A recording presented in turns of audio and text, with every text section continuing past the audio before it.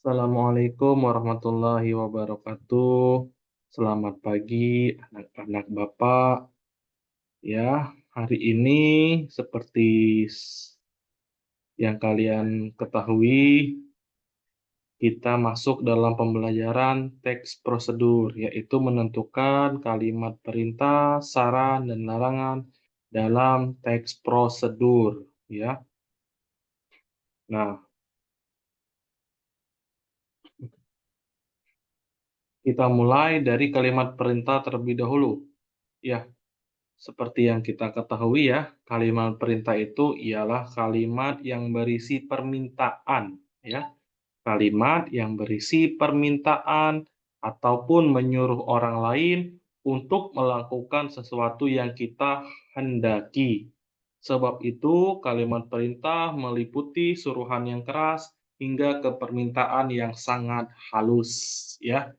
Jadi dalam kalimat perintah itu ada ciri-cirinya juga. Yang pertama, kalimat perintah diakhiri oleh tanda seru, ya. Kalau dalam penulisannya.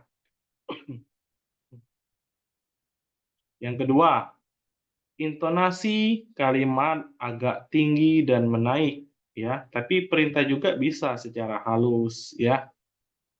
Yang ketiga, predikat terletak sebelum subjek. Yang keempat, diawali oleh dengan kata kerja di awal kalimat. Yang kelima, umumnya memakai kalimat perintah, salah satunya adalah jangan, tolong, ataupun mohon, ya. Jadi dalam kalimat perintah itu memakai kata jangan, tolong, atau mohon. Contohnya nanti Bapak jelaskan. Nah, di sini dalam kalimat perintah yang pertama, contohnya ya kalimat perintah umum. Ambilkan uangku di dompet. Nah, berarti kita menyuruh ya, menyuruh teman atau siapapun yang di dekat kita, di sekeliling kita untuk mengambilkan dompet, ya. Bukakan pintu depan. Itu juga kalimat perintah. Kerjakan tugas sekolahmu. Itu juga kalimat perintah. Bersihkan kamarmu sekarang. Itu kalimat perintah. Biasanya ini orang tua menyuruh anaknya ya. Bersihkan kamarmu sekarang, Nak. Nah, pergilah ke sekolahmu. Jawablah pertanyaanku. Ya, buanglah sampah pada tempatnya. Itu juga kalimat perintah. Ya, gampang ya perintah umum. Nah, rupanya dalam perintah ini pun ada bermacam-macam ya kalimat perintah. Yang pertama itu tadi perintah umum, yang kedua perintah ajakan. Oh, rupanya dalam ajakan juga ada kalimat perintahnya ya. Contohnya, ayo kita kerjakan tugas ini bersama-sama. Mari kita bersihkan halaman di depan rumah. Ayo ikut aku ke pasar. Itu kalimat perintah. Ayo ikut aku ke pasar. Itu perintah ya. Nah, contoh yang ketiga, kalimat perintah permintaan. Itu kita permintaan ya. Tolong ambilkan kursi di ruang tamu. Permintaan kan, tolong ambilkan kursi di ruang tamu. Harap kamu pelankan suara TV, yaitu kalimat perintah permintaan. Yang ketiga, contoh kalimat perintah sindiran. Contohnya, bersih sekali ruangan ini, padahal itu ya kebalikan lawan katanya, itu adalah ruangan yang sangat kotor, ya. Nah, hebat sekali kamu bisa dapat nilai bagus, itu sindiran, padahal nilainya itu jelek, di bawah KKM, ya. Nah, pergi saja kamu dengan teman-temanmu, itu mengusir secara halus, itu juga kalimat perintah, tapi sindiran, ya. Dan kalimat perintah sindiran ini, apa yang kita ucapkan berlawanan dengan makna sebenarnya. Selanjutnya juga yang kelima ada kalimat perintah prosedur. Nah, ini kan kita belajar teks prosedur nih. Contohnya, jawablah pertanyaan berikut secara urut. Susunlah kalimat-kalimat yang ada di soal berikut. Itu kalimat perintah teks prosedur. Biasanya dalam kalimat prosedur ini itu adalah langkah dalam membuat sesuatu ataupun soal ya. Se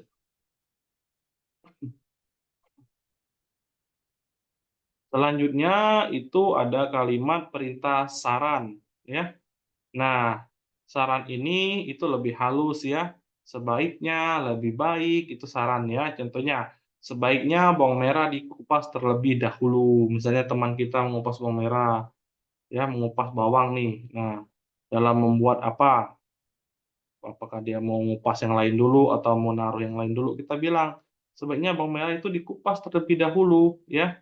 Sebaiknya oleskan sedikit minyak ke dalam loyang agar adonan tidak lengket. Nah, kita juga bilang, siapa tahu teman kita tidak tahu triknya ya, minyaknya dioles banyak. Kita bilang, "Maaf, sebaiknya oleskan sedikit aja minyaknya ke dalam loyang agar adonan tidak lengket," ya. Seharusnya semua bahan dicuci terlebih dahulu. Nah, siapa tahu itu juga kalimat apa, saran. Nah, sebaiknya tambahkan sedikit mentega untuk menambah aroma kue. Itu juga kalimat saran ya. Nah, sebaiknya cuci luka dengan air bersih agar tidak terkena infeksi. Itu juga kalimat saran, bahwa luka itu sebaiknya cuci dulu agar bersih. Sering kan orang terkena luka itu langsung dikasih obat. Kita bilang, "Maaf, sebaiknya cuci luka dengan air dulu biar bersih lalu tuangkan apa, betadinnya," ya. Nah, itu juga kalimat saran. Jadi, tentu juga yang lainnya. Nah, kata yang memperlihatkan saran adalah sebaiknya, seharusnya, lebih baik, pastikan, perlu diingat, usahakan, dan seterusnya. Tapi yang umumnya itu ada 3, sebaiknya, seharusnya, lebih baik, ya. Contohnya di sini, kita akan membuat suatu makanan, ya. Nah, ataupun mencuci nasi ini nih ya, membuat. Sebaiknya haluskan bumbu sampai benar-benar halus, itu kalimat saran. Haluskan bumbunya ya, kalau kalimat perintahnya kan, "Tolong haluskan bumbu itu." Nah ya, kalau kalimat saran tidak, ada kata sebaiknya haluskan bumbu sampai benar-benar halus, ya, lebih sopan sedikit ya, kalimat saran. Seharusnya masakan sudah matang dalam 5 menit pertama, yaitu kalimat saran ya. Nah, selain kalimat saran, di sini yang ketiga adalah kalimat larangan. Nah, seperti yang kalian ketahui ya, ciri-ciri kalimat larangan. Yang pertama, menggunakan kata larangan seperti tidak boleh, jangan, ataupun dilarang. Yang kedua, menggunakan intonasi agak keras, larangan namanya ya. Beda dengan kalimat perintah tadi, sedanglah. Saran itu lebih sopan. Larangan itu biasanya tidak memandang bulu kalimatnya ya, tegas, berwibawa ya. Kata kerja yang mengikuti biasanya merupakan kata larangan, diakhiri sama dengan tanda seru. Cuman ini intonasinya yang agak keras ya. Contoh, kalimat larangan ya, dilarang masuk kecuali karyawan. Nah, itu juga kalimat larangan. Dilarang merokok di area taman ini, itu larangan ya, secara tertulis. Dilarang berkerumun di zona merah, ya seperti zaman Covid ini ya. Kan nanti ada kalau kita berkerumun, kita berkumpul, nanti ada pengumumannya, "Tolong jauhi jauhi, jangan berkerumun di area ini karena sedang COVID-19 ya, 19." Nah, dilarang menggunakan pakaian tidak sopan, dilarang menuduh sembarangan, jangan berisik.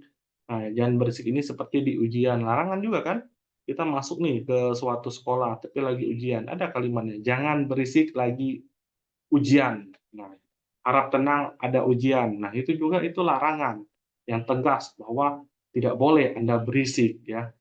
Papa rasa materi ini sangat mudah ya, karena kita hanya bisa membedakan saja mana kalimat perintah, mana kalimat saran, manapun kalimat larangan dalam sebuah teks prosedur ya. Nah, nanti kalau ada tugas dari Bapak Dalam suatu teks, kalian bisa kok menentukan kalimat perintah yang mana dalam teks itu, saran seperti apa, larangan seperti apa, ya. Mungkin kalau kurang paham, silakan tanyakan kembali di belakang layar, boleh lewat WA ataupun boleh lewat Google Classroom, ya. Silakan bertanya, kalau tidak bertanya, ibaratnya sesat di jalan, ya. Nggak apa-apa kita malu, nggak apa-apa juga itu guru memang seperti ini ya, melayani Anda sebagai generasi calon bangsa ya, calon masa depan bangsa Indonesia ya. Mungkin hanya seperti ini yang bisa Bapak sampaikan. Wassalamualaikum warahmatullahi wabarakatuh.